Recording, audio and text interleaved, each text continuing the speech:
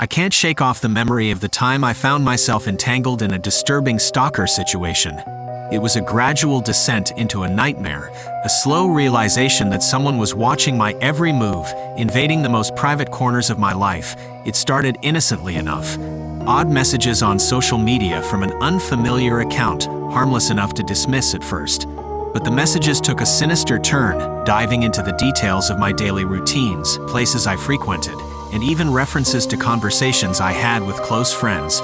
It was as if this person had infiltrated my life, and the feeling of vulnerability was paralyzing. The real fear set in when I began noticing a shadowy figure lingering at the edge of my vision, a presence that seemed to appear and disappear without warning. At first, I chalked it up to my imagination, but the sightings became more frequent, and the dread that accompanied them grew exponentially. One evening, as I was walking home, I felt an unshakable sensation of being followed. My heart raced, and I quickened my pace, glancing over my shoulder to catch a fleeting glimpse of a figure. The same one I had been seeing for weeks. Panic surged through me, and I ducked into a store, desperately seeking refuge from this relentless pursuer. When I eventually emerged, the figure was gone, leaving me to question my sanity. The stalker's tactics escalated. Letters, photographs, and even personal items began appearing at my doorstep, always accompanied by a chilling note that demonstrated an uncanny knowledge of my life. It felt as if this person had crawled under my skin, prying away my sense of security and autonomy. One night, as I lay in bed, the familiar feeling of being watched washed over me. My eyes darted around the room, and then I saw it, a faint glimmer of light near the window. My heart raced as I realized that someone was standing outside, gazing in.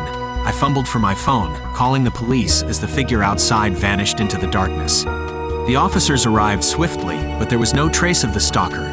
They assured me that they would increase patrols in the area and advised me to take precautions. I installed security measures, changed my routines, and became hyper-aware of my surroundings. But the damage was done. The feeling of being hunted was a constant weight on my shoulders. It took months of fear and anxiety before the stalking gradually subsided. The messages grew fewer, the sightings less frequent. I never truly knew who my stalker was or why they chose me as their target. But the trauma of being invaded, of having my sense of security ripped away, still lingers. The unknown, the unseen. The feeling that someone is always watching, waiting, and inching ever closer.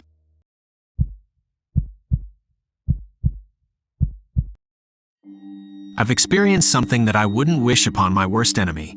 A harrowing encounter with a relentless stalker that left me feeling like a prisoner in my own life. It all began innocuously enough, an occasional glance from a stranger on my daily commute, a face that seemed oddly familiar in a crowd. At first, I brushed it off as mere coincidence, but soon, those chance encounters escalated into something far more unsettling. The first sign that things were spiraling out of control was the flood of anonymous gifts that began arriving at my doorstep. Fragile dolls, faded photographs, and handwritten notes that hinted at a disturbing level of familiarity with my past. Each package bore no return address, leaving me with a sense of dread that tightened its grip on my chest with every new delivery. As the days went by, the messages became increasingly invasive, the stalker's words weaving a narrative of obsession and possession. They detailed intimate moments of my life.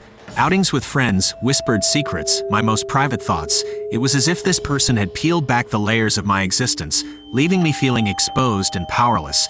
But the true horror came to light when I started noticing that my every move was being watched. A glimpse of a figure in my peripheral vision. Fleeting shadows that seemed to follow me down empty streets. The feeling that I was never truly alone. My heart raced as the paranoia set in. A constant battle between the fear that I was being watched and the desperate hope that I was imagining it all. One chilling night, as I returned to my apartment after work, I found my front door ajar. The scene inside was like something from a horror movie. My belongings were rearranged, personal items strewn across the floor, and the stalker's signature notes adorning every surface. The invasion of my safe space was a violation beyond words, and the realization that this person had been inside my home left me trembling. I called the police, my voice shaking as I recounted the relentless torment I had been enduring. They assured me that they would take the matter seriously, but the helplessness I felt was overwhelming. I started spending nights at friends' houses, changing my routines and avoiding familiar places, all in a desperate attempt to shake off this invisible predator. It was a battle of nerves, a game of cat and mouse where I was the prey. The stalking continued for months, each incident serving as a grim reminder that there was no escape from the watchful eyes of my tormentor. It was only when the police finally managed to trace the source of the messages and apprehended the stalker that I felt a semblance of relief. The experience has left me scarred, forever changed by the knowledge that there are individuals who can twist their obsessions into a campaign of terror.